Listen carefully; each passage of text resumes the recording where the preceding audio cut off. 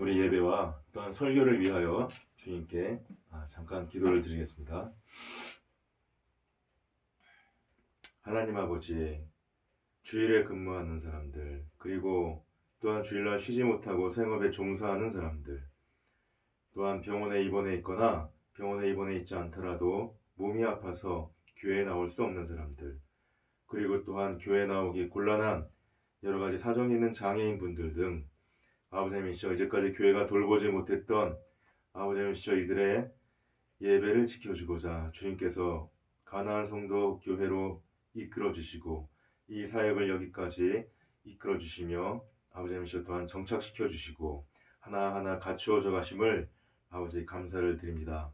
아버지 종은 미련하고 어리석지만 주여 주께서 온전하게 주님의 도구로 사용되어질 수 있도록 붙잡아 주시옵시고 또한 아버지님이시여 이 작은 교회가 아버지 많은 사람들에게 소망과 또한 아버지님이시여 신앙을 전해주고 복음을 전해주고 아버지 그들의 예배를 지킴으로써 아버지 그들로 하여금 주님과의 관계를 주님과의 교제를 회복할 수 있도록 주여 축복하여 주시옵소서.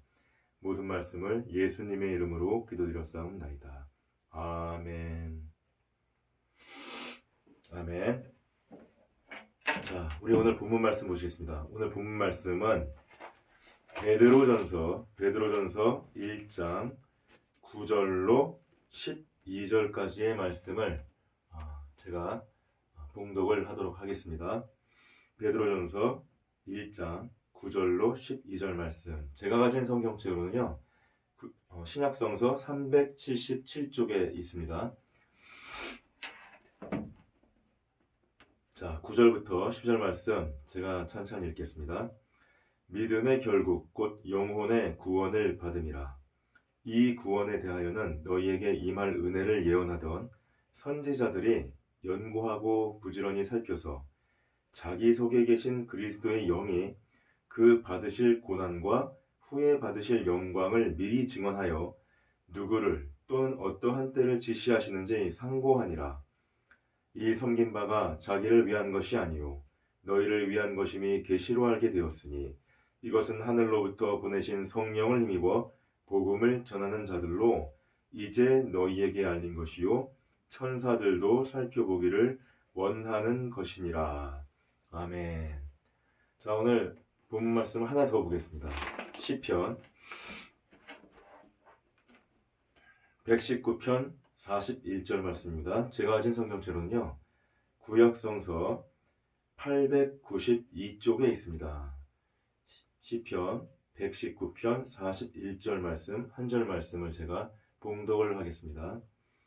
여호와여, 주의 말씀대로 주의 인자하심과 주의 구원을 내게 임하게 하소서. 아멘. 자, 오늘은 스펄전 목사님께서 개인적인 구원, 즉 Your Personal Salvation, Your Personal Salvation 이라는 제목으로 설교하셨던 내용의 전반부 부분을 제가 번안해서 전하도록 하겠습니다. 자, 지금 우리는 베드로전서 1장 9절로 12절의 말씀과 그 다음에 시편 119편 41절의 말씀 두 개의 본문을 읽었습니다. 제가 보기에 이 두 개의 본문은 마치 칼과 방패와 같은 것입니다. 자, 첫 번째 본문은 진리의 화살을 쏘기 위한 것이고요. 두 번째 본문은 개별적인 양심들을 다투는 그러한 백병전을 위한 것이라고 할 수가 있겠습니다. 그래서 이 두 가지의 본문을 왜 열거를 하였는지 여러분들은 찬찬히 이 본문들을 살펴보실 때 알게 될 것입니다. 성령께서 그 자신의 뜻에 따라서 이 두 개의 본문을 오늘 여러분들의 마음에 그리고 생각에 사용하여 주시기를 주님의 이름으로 축원을 드립니다. 자, 오늘 우리들의 목적은 구원 그 자체, 구원의 그 소중함에 대해서 이야기하려는 것입니다. 저는 하나님은 항상 동일하신 분이시고 또 구약의 하나님은 여전히 이 시대를 살아가고 있는 우리들의 하나님이시라는 사실을 보여주고 싶습니다. 자, 이제 첫 번째 본문의 길을 한번 달려가 보겠습니다. 성령의 권능으로 말한 옛날 선지자들이 또한 그 사도들이 우리들에게 선제적으로 성취되어진 것으로 전해진 동일한 구원을 전했습니다. 구약시대의 선지자들과 신약시대의 사도들이 동일한 구원을 전했다는 것이죠. 그렇기 때문에 구원에 새로운 것은 없는 것이지요. 다만 하나의 구원의 내용이지만 그것을 전하는 사람들이 달라졌다고 할 수가 있겠습니다. 이제 그들은 모두가 한 가지 사실에 대해서 이야기하셨음을 우리가 알 수가 있습니다. 자, 선지자들은 어떻게 했습니까? 그들은 앞을 쳐다보면서 영감을 가지고 내다보면서 얘기를 했습니다. 그 다음에 복음의 전도자들, 그 사도들은 뒤를 바라보면서 얘기를 했습니다. 그러나 그들의 눈길은 한 곳에서 마주쳤습니다. 예언자들이 바라봤던 곳도 한 곳이고 그 다음에 그 사도들이 바라봤던 곳도 바로 한 곳이었습니다. 그곳이 어디였습니까?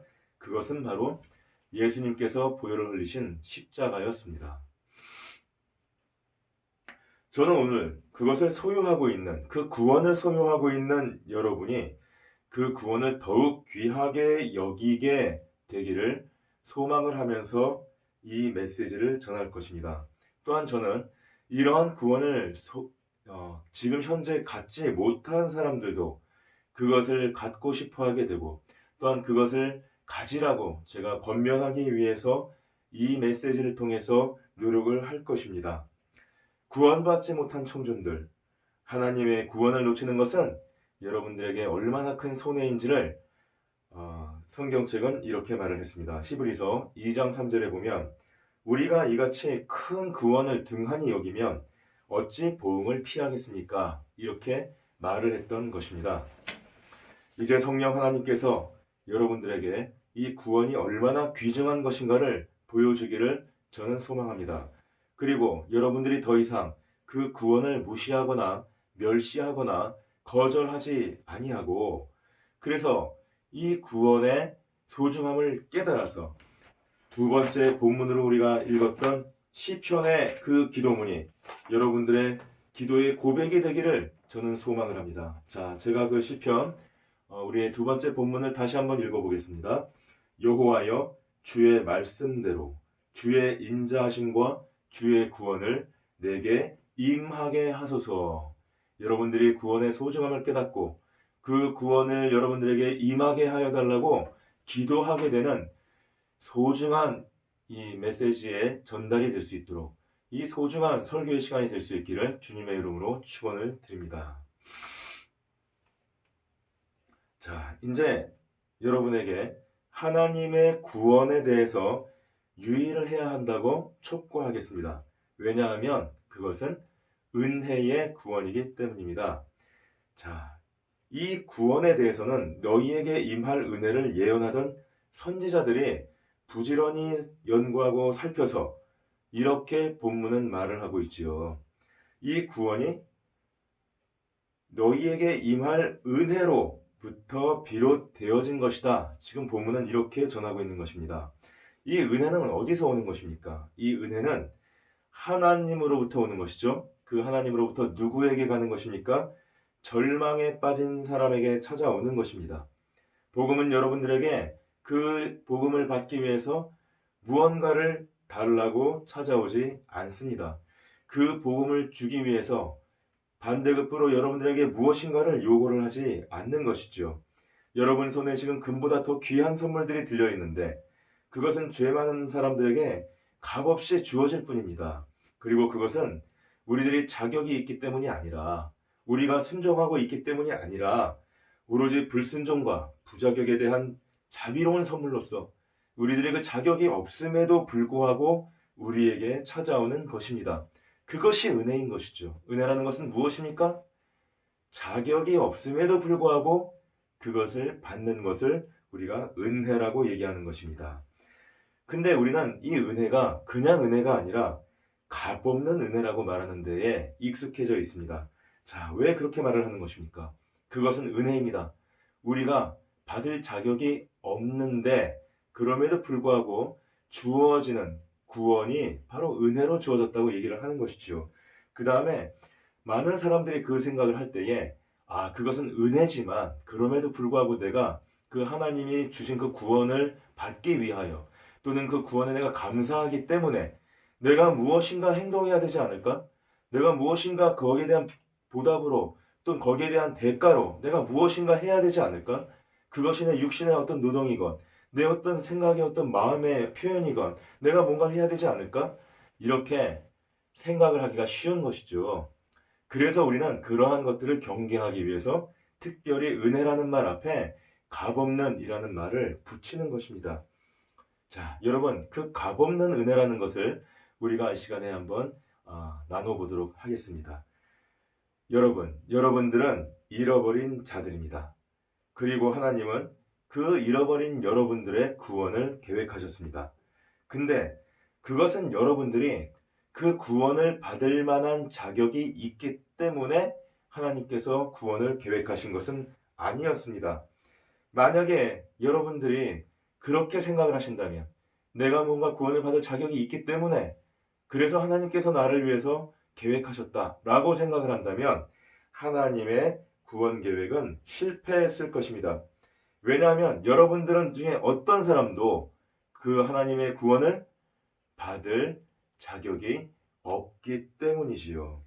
하나님께서는 오로지 여러분이 자격이 없음에도 불구하고 그분께서 자비로우시기 때문에 여러분들을 구원하시려고 계획을 했던 것입니다. 여러분은 궁핍합니다. 하지만 그분께서는 후하십니다. 그래서 구원을 계획을 했습니다. 여러분들은 하나님의 앞에서 부끄럽습니다. 그리고 여러분들은 연약합니다. 그럼에도 불구하고 하나님은 전지전능하시고 하나님은 하나의 흠결도 없으신 완벽하신 분이십니다. 그렇기 때문에 하나님께서는 여러분을 구원하려고 계획을 하셨던 것입니다. 만약에 우리가 이러한 점을 생각을 한다면 여러분께서 그 하나님의 구원을 내가 꼭 붙잡아야 되겠구나 이렇게 생각을 하지 않으시겠습니까? 그래서 많은 사람들이 마음을 열어놓기를 저는 소망을 합니다. 은혜에 있는 구멍은, 은혜로 주는 그 구원은 이 세상 어느 누구도 자기의 능력으로, 자기의 자격으로 은혜를 받을 수 없는 사람들이기 때문에 그 은혜의 구원은 모든 사람에게 적합한 구원이고 바로 이 말씀을 나누고 있는 저와 여러분도 그 은혜를 통해서 구원을 받기에 적합한 사람들이기 때문입니다. 여러분, 그렇다면 우리가 이것을 우리 일상생활에서 한번 떠올려 보겠습니다. 여러분들은 생활을 하실 때 어떤 가게에서 상품을 무료로 나눠주겠습니다. 거의 거저나 다름없는 가격으로 팔겠습니다. 또는 제공하겠습니다. 드리겠습니다. 이런 말을 들으면 그 순간 얼마나 여러분이 마음이 바빠지고 그리고 들뜨게 되겠습니까? 저는 예전에 그 GS 홈쇼핑, 그러니까 LG 홈쇼핑에서 GS 홈쇼핑으로 이제 바뀌었는데요. LG 홈쇼핑 시절부터 GS 홈쇼핑 시절까지 제가 법무팀에서 일을 했고 거기에 법무팀장으로 있었던 적이 있습니다. 근데 저희가 그 하는 여러 가지 일 중에서 이 방송을 통해서 물건을 팔 때에 사람들을 굉장히 현혹하고 그 다음에 그 사람들이 어떤 냉정한 판단을 하지 못하도록 막 이렇게 어떤 기법을 써서 몰아붙이는 그러한 것들을 하지 못하게 하는 법들이 있습니다. 그 법들이 때로는 사은품으로 사람들을 이렇게 물건을 사도록 이렇게 인버테이션 하지 않도록 이렇게 또 하는 규정이 있었고 과도한 사은품을 규제하는 법이 있었죠. 그 다음에 또한 그 문구를 통해서 광고 문구를 통해서 그 사람들이 오해를 할 만한 어떤 그런 문구를 사용하는가 사용하지 않는가 이런 것들에 대해서도 또한 규제를 하는 법들이 있었고요. 이런 여러 가지 그 사람들을 그 상품으로 미혹하는 그래서 그것을 그 사람들이 제대로 알지 못하고 어쩌면 좀 약간 속아서 사는 듯한 나중에 후회할 듯한 그러한 상황으로 몰아가는 그런 부분들을 규제하기 위한 법들이 있었고 저는 법무팀장으로서 또는 법무팀장이 되기 전에 그 법무팀의 한 일원으로서 그 법들에 어긋나지 않도록 저희 그 GS 홈쇼핑의 방송 내용들을 모니터링하고 또한 제 밑에 있는 직원들이 그것들을 계속 번갈아 가면서 교대로 보면서 잘못된 것들은 또한 잡아내고 고치고 이렇게 하는 관리를 한 적이 제가 있었지요. 자, 근데 저는 지금도 기억을 합니다. 저희가 한참 그 CJ 홈쇼핑하고 이제 경쟁을 할 때는 사실은 저희가 그 시장의 어떤 그 쉐어, 시장의 어떤 그 부분을 차지하기 위해서 때로는 우리가 손해를 보는 한이 있더라도 막 물건들을 갖다가 이렇게 밀어붙이기 식으로 판매한 적이 있었어요. 자, 그것들을 그냥 밀어붙이라는 게 아니죠. 어떻게 합니까? 시간을 이렇게 한정을 합니다. 한정을 해가지고, 자, 이제 3분 안에 팝니다. 5분 안에 팝니다라고 막 시계를 돌리죠. 착각착각착각 막 돌아갑니다. 그 다음에 또 한편에서는 어떻게 합니까? 이것은 다른 데서 사면은 얼만데 이 구성을 여러 가지로 해갖고 사실은 이 전체를 다 살라 그러면 다른 거 2개, 3개 값을 사도 이 모자란 돈인데 이걸 갖다가 이렇게 다 드립니다. 라는 식으로 막 광고 문구를 갖다가 막 현혹을 시키죠. 그때 저도 그런 걸 경험을 했었어요. 갑자기 제가 살던 일상이 무너지는 것이 그러면서 저를 어떻게 보면 억압하는 그 정체가 무엇입니까? 자원의 어떤 한정된 그 자원, 한정된 그 돈, 뭐 이런 거 아니겠습니까? 거기에 대한 빗장이 풀려버리는 느낌을 받는 것이죠. 그래서 온 신경을 거기에 집중을 하고 그 다음에 그것을 갖다가 내가 살려고 했을 때 마음이 막 들뜹니다. 왜 그렇습니까? 제가 마치 부자가 되는 것 같은 느낌이 들기 때문이지요. 굉장히 뭔가 이익을 보는 것 같은 느낌이 들기 때문이지요.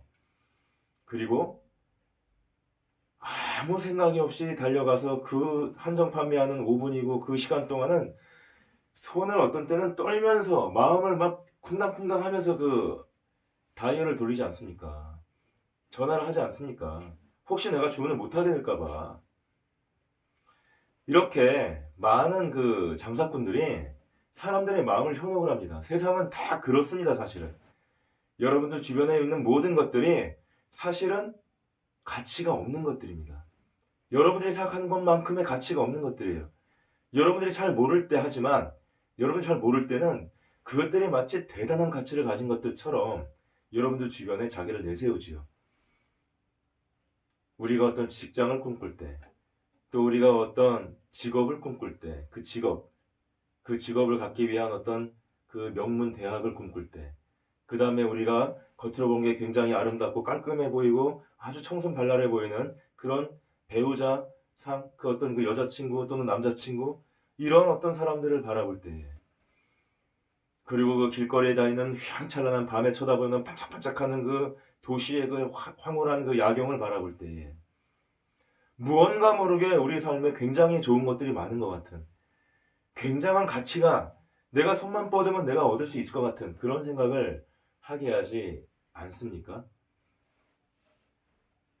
그러나 그러한 것들은 여러분들이 생각한 것처럼 그렇게 실제로 좋은 가치를 갖고 있지 않은 경우가 대부분이지요. 그래서 여러분들이 막상 그것들을 손에 넣었을 때는, 막상 그것과 함께 하게 됐을 때는 굉장히 실망하게 되는 것 아니겠습니까?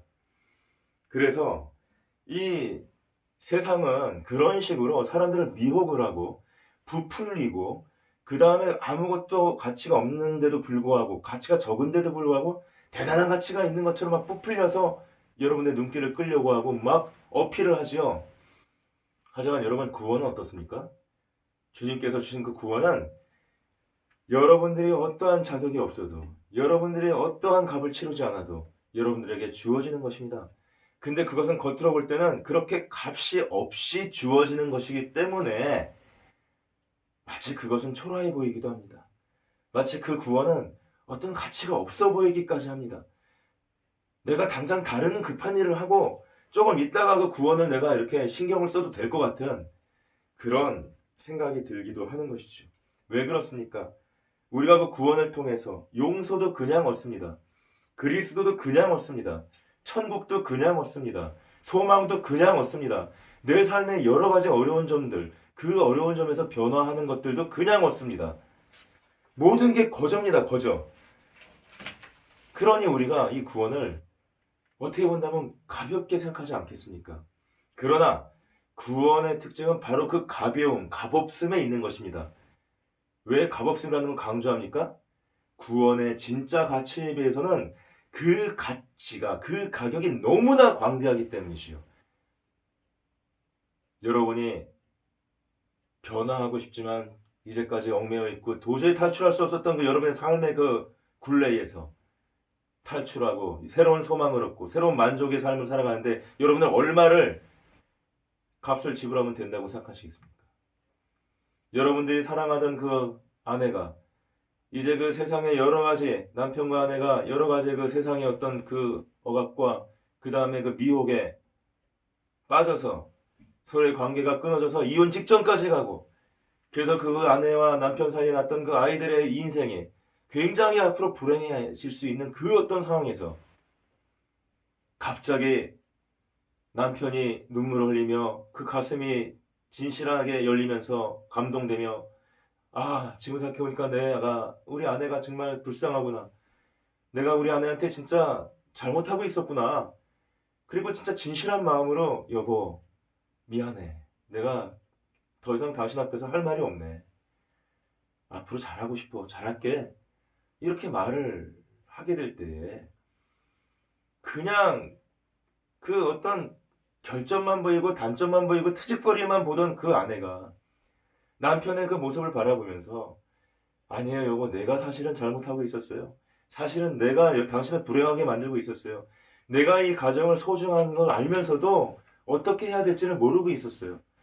라고 말을 하면서 서로가 서로를 보면서 그 화해를 하고 그래서 그 화해를 하는 그 가운데 너무나 따뜻하고 그 다음에 너무나 아름다운 신뢰와 그 다음에 그 이 희망의 소망의 어떤 그 진짜 아우라가 막 퍼져서 이제까지 그 어머니 아버지를 보면서 불안하게 쳐다보고 있던 그 아이들이 갑자기 봄 햇살에 눈 녹은 듯이 그 마음이 녹아내리면서 아버지 어머니한테 안겨들고 아버지 어머니가 함께 그 식구들을 이렇게 껴안는 여러분 그거를 위해서 얼마를 여러분들은 값을 지불하겠습니까?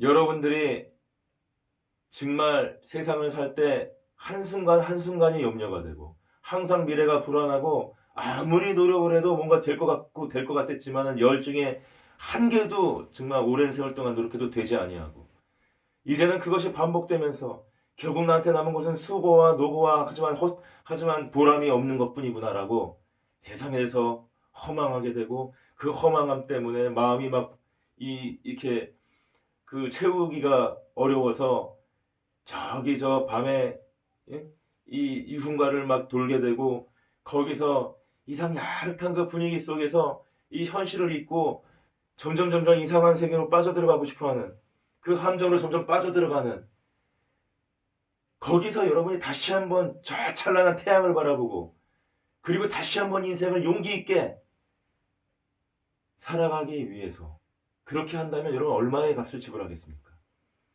여러분 구원은 이 모든 것을 합친 것보다도 더 가치가 있는 것입니다. 여러분들은 그것을 분명히 알고 있다고 저는 생각을 합니다. 정도의 차이가 있을지언정 여러분들은 그걸 알고 있습니다. 그럼에도 불구하고 여러분들은 이 구원의 값없음을 주목하고 이 구원과 비교도 할 수 없는 너무나 사소한 것들 이 현실의 것들에 눈이 빼앗기고 생각이 정신이 빼앗겨서 지금 그것들을 바라보고 달려가고 있고 그래서 이 금덩이 같은 이 구원은 하지만 그것이 너무나 값이 없이 주어진 것이기 때문에 우리의 삶이 어떤 한편에 이렇게 치우쳐져 있는 것 같은 그런 상황에 놓여있지는 않겠습니까 여러분? 그래서 우리가 그 구원을 제대로 바라보고 우리가 그 구원을 제대로 누리기 위해서 우리에게 필요한 것이 또 있습니다. 그래서 본문은 무엇을 얘기하고 있습니까? 바로 믿음을 얘기하고 있는 것이죠. 자, 믿음의 결국 곧 영혼의 구원을 받음이다. 자, 이 영혼의 구원은 어디서 오는 것입니까? 그 원인이 뭐예요? 믿음으로부터 오는 것입니다. 이렇게 하는 것이죠. 자, 구원은 어디서 오는 거라고요? 엄청나게 고통스러운 고행으로 마치 우리가 부처에 대한 얘기를 들을 때 그 무슨 나무 밑에서 이렇게 고행을 했다고 하지 않습니까? 그 당시에 제가 헬세가 쓴 예전에 고타마 시타르타라는 어떤 그 책을 한번 읽어보았습니다. 근데 그거 보면 부처가 된다는 것은요, 이 사람이 이 귀족 집안에 태어났지만, 그리고 그 어떻게 보면 작은 지역의 한 왕 같은 사람이 될 수 있었지만, 그것들을 버리고 나왔다는 거 아니겠습니까? 왜요? 그 어느 날 성 밖을 가보니까 자기가 호사스럽게 살고 있는 거하고는 너무나 다른 어떤 그 비참한 사람들의 삶이 보였다는 것이에요. 그것들을 자기가 어떻게 해결할 수 없고, 그것들에 대한 어떤 그 가슴 아픔을 해결할 수가 없어서, 그래서 왕궁을 떠나가지고 고타마 시타르타가, 이 시타르타가, 제목이 시타르타죠. 시타르타가 혼자서 이렇게 헤매기도 하고, 그 다음에 때로는 어떤 사람하고 이렇게 만나기도 하지만, 가정을 이루기도 하지만, 곧 또 떠나서 그 수행을 위해서 또 그 가정을 버리고, 그 자식도 있는데 자식도 버리고, 또 이렇게 뭐 떠나가고, 돈을 버는 것도 아니고, 무슨 일을 하는 것도 아니고, 그렇게 끊임없이 고뇌하고 고민하면서 엄청난 그 몸의 어떤 고행을 갖다가 자초하면서 진리를 찾으려고 했다는 거 아니겠습니까? 그래서 우리가 부처 그러면 딱 떠오르는 게 뭐예요? 보리수 아래서 밥도 안 먹어가지고 삐쩍 말라가지고 이렇게 정자세로 앉아있는 뭐 그런 걸 떠올리지 않습니까? 부처는 그렇게 진리를 얻었습니다. 하지만 기독교의 구원은 그렇게 얻는 것이 아니에요. 기독교의 구원은 고행으로 얻는 것이 아닌 것이죠. 기독교의 고행은 또한 무엇입니까? 흔한 얘기로 많은 사람들이 기독교의 어떤 그 구원을 깨닫기 위해서는 망해봐야 된다, 뭐 이런 말을 하는 사람도 있습니다. 인생이 끝까지 한번 밑바닥까지 가봐야, 그래야 하나님의 어떤 존재를 더 쉽게 깨달을 수 있게 된다. 그래서 많은 사람들이 본격적으로 하나님을 만나고 그 다음에 그 구원의 삶을 살기 시작하려면 우리가 혹시 절망해야 되는 건 아닙니까? 우리가 혹시 낙심해야 되는 건 아닙니까? 우리가 혹시 뭐 망해야 되는 건 아닙니까? 또 이렇게 생각하는 사람이 있습니다. 근데 이 순간 분명히 말하겠습니다. 구원은 낙심과 절망과 삶의 무너짐을 통해서 얻는 게 아니에요. 그 다음에 또 무엇입니까?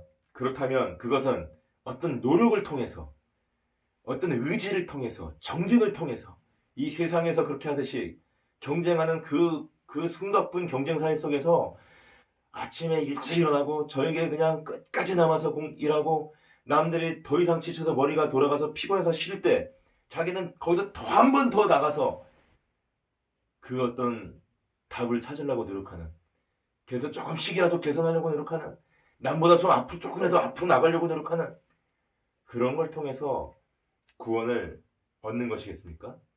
그런 것도 아니라는 것입니다. 구원은 단지 무엇을 얻을 수 있는 것입니까? 오직 믿음에 의해서만 얻는 것이라는 것이에요. 그 믿음은 무엇은 믿음입니까? 주 예수 그리스도를 구주로 영접하는 그 믿음. 주 예수 그리스도가 그 십자가에서 못 박힌 그 사건, 그분이 흘린 그 피로 바로 죽을 수밖에 없는 내가 구원받았다 라고 고백하고 믿는 것, 그 믿음, 주 예수 그리스도에 대한 믿음, 그것을 통해서 구원을 얻을 수 있다고 하는 것입니다. 자, 근데 우리가 이것들을 갖다가 이제 성경책에 보면 여러 가지로 이것들을 증거하고 있습니다. 저희가 한번 이것들을 한번 살펴보겠습니다. 사도행전 13장 39절을 보면, 모세의 율법으로 너희가 의롭다 하심을 얻지 못하던 모든 일에도 이 사람을 힘입어 믿는 자마다 의롭다 하심을 얻는 이것이라, 이렇게 기록을 하고 있습니다. 또한 요한복음 3장 18절에 보면, 예수께서 그리스도이심을 믿는 자마다 하나님께로 난 자니, 이 요한일서 5장 1절입니다. 네, 요한일서 5장 1절에 보면 예수께서 그리스도이심을 믿는 자마다 하나님께로서 난 자니, 이런 말씀이 써 있고, 그 다음에 그 요한복음 3장 18절에 보면 저를 믿는 자는 심판을 받지 아니하는 자라, 이렇게 또 기록이 되어 있죠. 그 다음에 요한복음 3장 16절에 보면은 저희가 어릴 때부터 찬송가로도 불렀던 말이 아니겠습니까? 저를 믿는 자마다 멸망하지 않고 영생을 얻게 하려 하심이니라, 이렇게 써 있습니다. 자, 이 말들은, 이 기록된 말들이 너무나 많이 지금 사실은 성경책에 많이 여기저기 있습니다. 여기 제가 지금 언급한 말들은 몇 가지 증거에 불과하지 않은 것이지요. 자, 회개하고 복음을 믿으십시오. 회개라는 것은 무엇입니까? 내가 죄인임을 깨닫는 것이죠. 자, 내가 죄인임을 깨달았기 때문에 이제는 더 이상 죄인이고 싶지 아니한, 그 죄인이고 싶지 않습니다 라고 해서 그 죄를 깨닫고 그 죄를 미워하고 내가 그래서 그 죄에서 떠나려고 하고 그 떠나려는 방법을 찾다 보니까 그 복음의 가치가 눈에 들어오게 되는, 회개하고 그래서 복음을 믿는 것. 자, 이것을 통해서, 이 단 하나의 메시지를 통해서 우리들은 구원을 얻는 것입니다. 그래서 우리는 항상 이 유명한 성경 구절을 우리가 얘기하고 찬송했던 것입니다. 무엇입니까? 주 예수 그리스도를 믿으라. 그리하면 너희가 구원을 얻으리라. 아멘. 오직 무엇입니까? 믿음입니다. 오직 무엇입니까? 예수입니다. 이 두 가지의 단어, 이 두 가지의 말이 오직 우리의 구원의 표어가 되는 것입니다.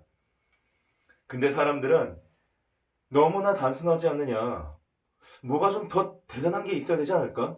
뭐 이런 생각을 하면서 뭔가 자꾸 트집을 잡고, 이렇게 너무나 값없어 보이고 너무나 단순해 보이는 것에 대해서는 이 마음에 뭔가 만족하지 않는 듯한 그런 말들을 하곤 하지요. 그러나 그것이 어떻단 말입니까? 자비가, 우리에게 주어진 자비가 있다는 것이 그들에게 불만이란 말입니까? 너무나 하나님께서 우리를 긍휼히 여기셨고 너무나 하나님이 우리에게 관대하게 대하시는 것이, 그것이 불만이라는 말입니까? 우리들 편에서 내가 지금 구원을 얻고 있는데 구원을 얻을 그 조건이 너무나 쉽다, 이게 지금 불만이라는 말입니까? 도대체 그런 것들을 대해서 불만을 품거나 불만을 얘기하거나 하나님에 대해서 그것 때문에 트집을 잡는다면 그것이 무슨 지혜가 되는 것이고 그것이 무슨 유익이 있겠습니까? 만약에 그렇지 아니해서 정말 그런 사람들이 얘기하는 것처럼 구원이 뭔가 구원을 얻을 수 있을 만한, 그것이 단순한 그 믿음이 아니라, 회개하고 복음을 믿는 그 단순한 믿음이 아니라, 주 예수 그리스도를 바라보는 그 믿음이 아니라, 이 세상에서 아까 얘기한 것처럼 어떤 대단한 뭔가 이 노력을 해야 되거나 뭐 대단한 무슨 뭐 저 고행을 해야 되거나 대단한 낙심과 어떤 이 통과 제의를 거쳐야 되는, 뭐 이래야 된다고 생각한다면 과연 여러분과 저 중에 누가 이 구원을 얻을 수가 있겠습니까? 여러분들이 찾는 그것들이 여러분들을 구원으로 인도하는 것이 아니라 오히려 그것들은 오직 여러분들을 무겁게 하고 구원에서 멀어지게 하고, 특히 그 중에서 항상 우리가 이 믿음이라고 얘기할 때 신약성서에서 대비하고 있는 그 율법이라는 것은 여러분들을 정죄하게 하고 구원에서 떨어뜨릴 뿐인 것입니다. 여러분이 율법 아래 있는 한 그 율법을 여러분의 의지와 여러분의 노력으로 내가 충족시키겠다라고 생각하는 한 여러분은 성령의 선물을 받을 수가 없는 것입니다. 자, 여러분, 구원은 은혜에 의한 것이고 구원은 또한 여러분에게 있어서 그 은혜이기 때문에 가능한 것이 되는 것이고, 또한 그 은혜이기 때문에 인류 모두에게 그것이 확실한 것이 되는 것이 아니겠습니까? 구원이 믿음에서 비롯되어졌다는 이 사실, 그 사실을 통해서 우리는 어떻게 해야 되는 것입니까? 하나님께 송축하고 경배를 올려야 하지 않겠습니까? 그럼에도 불구하고 죄인은 이 믿음을 받지 못하고 구원을 얻지 못하고 있습니다. 그래서 하나님께서는 하나님께서 그 은혜를 주셔서 그 예수님을 믿을 수 있도록 죄인된 우리들을, 그 모든 사람들에게 은혜를 베푸셨던 것입니다. 그래서 그 사람들이 하나님의 은혜를 받을 때 무엇을 인정해야 되는 것입니까? 내가 자격이 없는 사람입니다. 이걸 인정해야 되는 것이죠. 은혜가 은혜이기 위해서는 어떻게 돼야 되는 것입니까? 내가 자격이 없어야 되는 것이에요. 저는 목사입니다. 저는 신학 박사입니다. 저는 홈리스들을 위해서 내가 길거리 나가서 봉사했습니다. 저는 교회에서 집사를 오랫동안 했고 남집사 회장을 했습니다. 여집사 회장을 했습니다. 제가 교회가 건축될 때에 전세금을 팔아가지고선 내가 교회 헌금을 했습니다. 여러분, 그러한 것들로 내가 어떤 자격이 있다고 생각하십니까? 여러분, 그런 것들이 만약에 하나님의 은혜가 없었다면, 만약에 하나님이 여러분들에게 마음을 붙잡아 주지 아니하고, 만약에 하나님이 여러분께 그 구원의 은혜를 주지 않았다면 여러분 인생에 그러한 노력들이 어떠한 효과가 있었겠습니까? 여러분들의 세상을 살아가면서 너무나 많은 사람이 여러분이 지금 말하고 있는 그런 것 같은 그 교회에 헌신한 것 같은 또 신학을 공부한 것 같은 또 어떤 교회 직책을 얻은 것 같은 또 그 무슨 뭔가 자원봉사 같은 느낌으로 봉사한 것 같은 그러한 것들을 얼마나 열심히 하는 사람들이 많이 있습니까? 자, 근데 그 사람들이 우리가 얻는 이 구원의 평안을 누릴 수 있습니까? 우리가 얻는 이 구원의 소망을 누릴 수 있습니까? 우리가 얻는 이 모든 관계의 회복과 그리고 우리 삶의 회복을 그 사람들이 얻을 수 있단 말입니까? 여러분, 오로지 우리의 구원은 은혜를 통해서 오는 것이고 바로 이 은혜를 통해서 믿음을 우리가 가질 수 있기 때문에 이 믿음을 통해서 얻는 구원이 이제는 사람들의 모든 소망의 문을, 그 구원의 문을 열어줄 수가 있는 것입니다. 자, 이제 오늘 이 전반부 말씀 중에 이 부분 하나를 더 전하겠습니다. 여러분, 이 구원의 복음을 우리가 생각을 한다면 사실 이제 이 앞부분에 대해서는 우리가 이런 말을 할 수가 있는 것이죠. 지금 베드로전서 제가 지금 9절부터 12절까지를 말씀을 하는 건데요. 사실 이제 이 9절 말씀은 뭐냐면 믿음의 결국 곧 영혼의 구원을 받았다 이런 말씀입니다. 자, 근데 그 앞절을 보세요. 8절을 보면 이게 무슨 말이냐면 예수를 너희가 보지 못하였지만 사랑하는도다. 이제도 보지 못하나 믿고 말할 수 없는 영광스러운 즐거움으로 기뻐했다. 예수님을 보지 못했지만 믿고 즐거움으로 기뻐했다. 이게 뭐예요? 보지 않고도 믿는 것이 복되다. 여러분, 요한복음 20장 29절에 보면 보지 않고 믿는 것이 복되다 이런 말이 있습니다. 무슨 말이냐면 지금 이 본문 말씀의 이 구성이 자, 이 9절까지는 뭐냐면요. 여러분이 보지 않았습니다, 예수님을. 근데 그 보지 않고도 지금 예수님을 믿고 그분의 존재, 그분께서 우리를 죄에서 구원해 준 걸 믿고 그리고 그것을 기뻐했어요. 자, 그렇다면은 이거를 깨닫게 해주시는 분이 누구십니까? 성령님이시죠. 그 성령께서 우리에게 주어졌다는 것은 우리가 곧 예수를 믿고 그 믿음의 선물로 주어졌다는 것 아니겠습니까? 그렇다면 우리가 예수를 우리가 사랑하고 예수를 믿는다는 것 그 자체가 우리가 바로 구원을 얻었다는 증거가 되는 것이죠. 자, 그래서 9절에 보면 믿음의 결국 곧 영혼의 구원을 받은 것이라는 거예요. 왜? 내가 예수를 사랑하기 때문에 보지 않았는데도 불구하고 보지 않았는데 내가 예수 사랑한다는 것은 내가 성령을 받았다는 얘기고 내가 믿기 때문이라는 얘기죠. 그래서 그 믿음의 결국은 곧 무엇이라는 얘기입니까? 영혼의 구원이다. 자, 이렇게 말을 하는 것이고요. 자, 이제 지금부터 제가 잠깐 얘기할 거는 예언자에 대한 얘기입니다.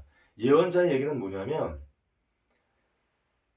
우리가 믿음의 구원의 확증을 할 때 그 믿음, 우리 개인적인 믿음으로서 확증을 얻는 것이고 그 다음에 예언자들이 끊임없이 선포하고 전했던 그래서 그것이 기록된 바로 구약 성서를 통해서 우리가 이 구원을 확증할 수 있다. 구원의 증거로 삼을 수 있다. 이제 이렇게 말을 하는 부분입니다. 그래서 그 예언자 부분에 대해서 잠깐 말씀을 나누고 이 전반부 이야기를 좀 정리를 하겠습니다. 자, 예언자들은 어떻게 본다면 굉장히 훌륭한 사람들이죠. 그들은 그 시대의 정신적인 지도자들이었고요. 그 다음에 그들은 항상 그 시대를 향해서 설교를 하고 그 다음에 그들이 말하는 말들이 곧 계시가 되어 성경 말씀으로 기록되어오긴 했습니다. 자, 근데 그들은 어떠한 부분들을 갖다가 얘기를 하고 그 다음에 연구를 했다는 것입니까? 지금 여기 보면 이 구원에 대하여는 너에게 임할 은혜를 예언하던 선지자들이 연구하고 부지런히 살폈다. 선지자들이 그 구원은 누구한테 임하는 것이에요? 우리한테 임하는 것인데 그것을 선지자가 부지런히 연구하고 살폈다. 이런 것입니다.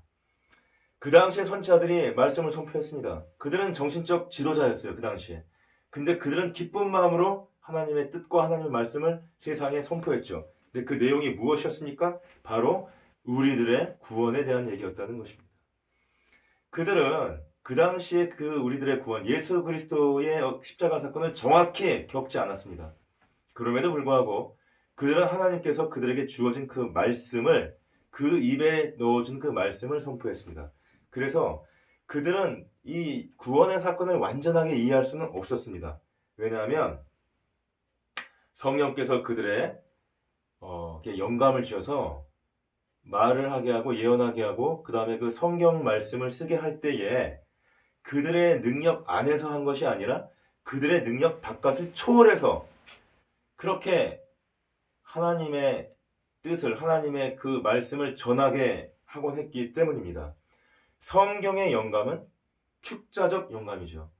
성경에 기록된 그 단어 하나하나가 하나님께서 그 예언자들에게 영감을 주셔서 즉 하나님의 뜻으로, 하나님의 말씀으로 쓰신 것 아니겠습니까? 근데 어떻게 인간이 그 하나님의 뜻, 하나님의 말씀을 다 이해할 수가 있겠습니까? 내가 비록 하나님의 말씀을 전하는 메신저가 됐다 할지라도 내가 입으로는 말하고 있지만 100% 알 수가 없는 것이죠. 인간이 하나님을 어떻게 이해할 수가 있겠습니까? 그렇기 때문에 그들은 어떻게 해야 됐습니까? 그들은 그들이 이야기하고 그리고 그 이야기하는 데가 기쁨을 느끼고 또 하나님의 어떤 사용되어지는 그것들을 갖다가 감격이 겪어하면서도 또 어떻게 해야 됐다는 것입니까? 다시 상고하고 다시 연구를 해야 했다는 것입니다. 그들은 그들이 말하는 그 언어의 의미를 다 알 수가 없었던 것이죠. 자, 그렇게 그 당시에 정신적 지도자, 여러분 생각을 해보십시오. 그리고 그 당시에 이렇게 누구보다도 하나님의 뜻과 말씀을 가장 잘 알고 있는 그 당시에 이런 사람들조차도 하나님이 직접 그 입술에다가 그분의 뜻을 넣어준 그 하나님의 혀가 되는 그 사람들조차도 하나님의 말씀과 그 하나님의 뜻을 연구하고 상고했다고 했는데, 그런데 우리가 그들보다 훨씬 아둔하고 그들보다 훨씬 어리석고 그들보다 훨씬 하나님의 뜻을 헤아리기 어려운 우리가 성경을 연구하지 않고 말씀을 상고하지 않는다면 어떻게 우리가 구원을 이해할 수가 있겠습니까? 나는 여러분들이 얼마나 많은 예언자들이 그 그리스도와 구원에 대해서 말을 했는지 알게 하기 위해서 그 예언자들에 대한 얘기들을 조금 더 이렇게 보충을 하고 싶습니다. 그들은 다 무엇을 얘기했습니까? 여호와의 이름으로 말을 했다 그랬습니다. 그래서 예언자지요.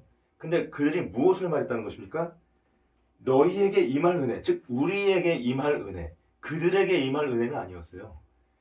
자신에게 임할 것이 아니라 그들이 말을 했던 것은 뭐냐면 이 후세에 있는 예수 그리스도 이후에 올 사람들에게 임할 그 은혜에 대해서, 그 구원에 대해서 이 사람들은 얘기를 했다는 것입니다. 모세에서 시작해서 구약의 마지막인 말라기에 이를 때까지 그 예언자들은 오로지 바로 그 구원에 대해서, 예수 그리스도의 존재와 그 예수 그리스도를 통해서 인류가 구원받을 그 구원에 대해서 말하기 위해서 살았고 또 그것을 말했고 또 그것을 위해서 죽었습니다. 자, 이제 우리들은 예수 그리스도 사건을 이제 과거로 돌아볼 수 있게 되었습니다. 우리는 말할 바 없이, 말할 나위 없이 이제는 그 구원을 알고 있고 지금 누리고 있고 그 다음에 이 구원의 원인이 되는 그 십자가 사건에 대해서 너무나도 많은 자료와 너무나도 많은 이야기와 너무나도 많은 영화와 너무나도 많은 설교와 너무나도 많은 것들을 통해서 우리는 알게 되었죠. 그러나 그 예언자들은 그것들을 알 수가 없었고, 자기들은 비록 그것에 대해서 하나님의 뜻을 전달했지만, 그리고 자기들은 영원 그 시대에 엄청난 어떤 지적인 지식인이고, 그 다음에 하나님의 성령을 받은 사람이고, 하나님의 영을 통해서 입으로 선포하는 사람이라 할지라도 끊임없이 그 구원에 대해서 연구하고 상고했지만, 그럼에도 불구하고 그 진리에 대한 정확한 이해와 그 결론은 바로 후세로 유보되었던 것입니다. 누구한테 유보되었습니까? 바로 우리들한테예요. 바로 우리들한테. 그래서 그들이 하나님을 섬긴 것은 사실은 그 열매가 누구한테 온 것이었습니까? 그들에게 간 것이 아니요 우리에게 왔다는 것입니다. 자, 그래서 이 12절에 보면 이 섬긴 바가 자기를 위한 것이 아니고 너희를 위한 것임이 계시로 알게 되었다. 지금 이렇게 말씀을 하고 있지 않겠습니까? 자, 그들은 그래서 아직 불이 켜지지 않았을 때, 아직 어두울 때 그들은 등잔불을 켰고 그 빛에 대해서 얘기했고 훗날에 실제로 오실 예수 그리스도에 대해서 말을 했던 것입니다. 그들은 실제로 오는 것을 보지 못했습니다. 하지만 그들은 믿음 가운데서 그들의 그 입술을 통해서 예수 그리스도를 증언했습니다. 이제 우리는 여러분과 나는 그 완성된 구원 안에서 살고 있습니다. 하나님은 어떻게 됐습니까? 인간의 육체를 입고 나타나셨습니다. 그리고 그리스도께서는 인간의 죄를 그분의 죽음을 통해서 사해 주셨습니다. 이제 그분의 그 희생을 통해서 우리의 죄의 대속은 이루어졌습니다. 우리의 죄값을 그분의 피로 지불했기 때문입니다. 그리고 예수께서는 죽은 자 가운데서 다시 부활하시고 영광 가운데로 들어가셔서 지금 이 순간에도 그분을 예수라고 주라고 부르고 그분에게 기도하고 있는 우리들을 위해서, 이 성도들을 위해서 말할 수 없이 기도하고 계시고 탄원하고 계시고 또한 보살펴주고 있는 것입니다. 바로 이러한 사실들에 대해서 그 예언자들은 아직 자기들이 겪지는 않았지만 정확히는 알지 못하지만 분명히 그것을 연구할 가치가 있다고 생각을 했던 것입니다. 그러니 여러분, 우리가 지금 이 구원을 누리고 있는 우리가 이제 이 구원에 대해서 연구를 하고 깊이 생각을 해야 되지 않겠습니까, 여러분? 자, 그래서 우리들은 이 구약 성경을 볼 때에 다니엘이 기도와 연구에 의해서 금식과 외로움 가운데서 미래의 구원에 대해서 살피기를 착수했다면 우리들은 지금 현재 우리들 사이에 있는 그 구원을 즉시 바라보고 존중하고 그 다음에 소중하게 여겨야 하지 않겠습니까?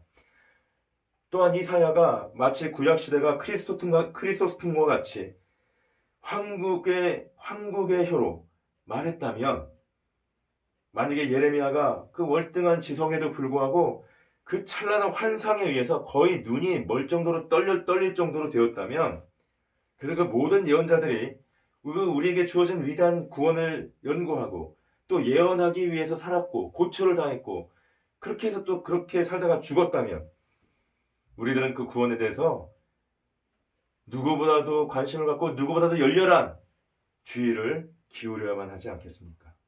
만약에 그들이 하나님의 어린 양을 우리에게 가르치고 또 그들의 그 최선의 빛에 따라서 구세주의 도래를 예언했다면 그럼에도 불구하고 우리가 천국의 메시지를 하찮게 여긴다면 우리가 그걸 누리고 있는데 말이에요. 그분들은 예언자들은 그거를 연구하고 우리에게 전해줬고 잘 알지도 못했지만 그거를 위해서 살았고 그것에 죽어갔습니다. 근데 그것을 알고 있고 그걸 누리고 있는 우리가 그 구원을 하찮게 여긴다면 그러면 그것이 우리에게 어찌 화가 되지 않을 수가 있겠습니까? 자, 그래서 그 예언자들은 우리의 어떤 그런 불순한 태도에 대해서 굉장히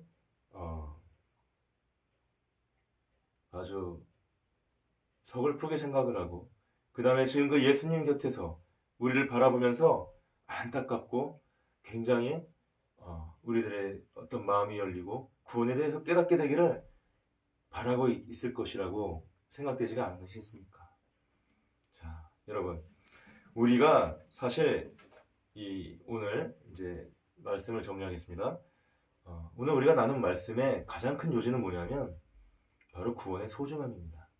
그 구원은 은혜로 주어진 것이고, 그렇기 때문에 값없이 보여지지만 그 값없이 보여짐에도 불구하고 그것은 어느 무엇보다도 가치가 있는 것이죠. 그리고 그것은 어떤 것을 얻을 수 있는 것이 아니라 우리의 오직 믿음으로 얻어지는 것입니다.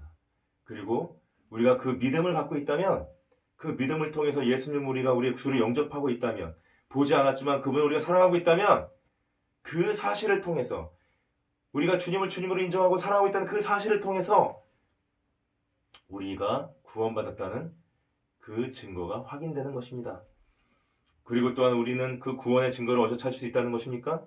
바로 구약시대의 예언자들의 삶과 그들의 연구를 통해서, 그들이 그 연구를 통해서 썼던 그 계시를 통해서, 말씀을 통해서, 또한 우리가 우리 구원이 이것이 예전부터 준비되고 정말 진실하고 진정하게 준비되었던 그 바탕 위에서 예수 그리스도께서 오신 것이고, 그 예수 그리스도께서 실제로 그분의 사역을 감당하셨고, 우리가 그것으로 인해서 지금 우리가 현재 누리고 있는 이 구원을 살고 있는 것이다 라는 것을 또한 확증할 수 있다고 하는 것입니다. 자, 오늘 여기까지 우리가 말씀을 나누고요. 이제 또 스펄전 목사님의 이 설교, 이 개인의 구원 후반부에 대해서는 또 다음에 이어서 전하도록 하겠습니다. 여러분 감사합니다.